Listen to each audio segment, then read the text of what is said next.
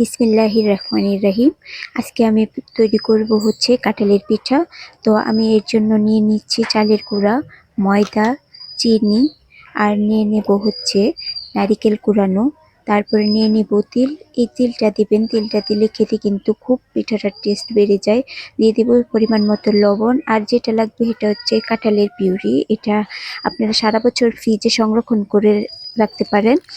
আর দিয়ে দেব হচ্ছে দুধ, পরিমাণ মতো দুধ দিয়ে ব্যাটারটা গুলে তারপর ঢাকা দিয়ে রেখে দেব এই কিছুক্ষণের জন্য। এই তো আমার ব্যাটারটা রেডি। আর এই চুলার উপরে আমি তেল দিয়ে দিলাম, আর তেলটা গরম হয়েছে। কিছু কিছু করে অল্প অল্প করে ব্যাটারটা দিয়ে উল্টে পাল্টে মিডিয়াম টু লো আছে ভেজে নেব। এই যে দেখেন আমার পিঠাগুলো হয়ে গেল, আর খুব সফট হয়েছে। আমার ভিডিওটি যদি ভালো লেগে থাকে তাহলে আমার চ্যানেলটি সাবস্ক্রাইব করে দিবেন আর কমেন্ট করবেন।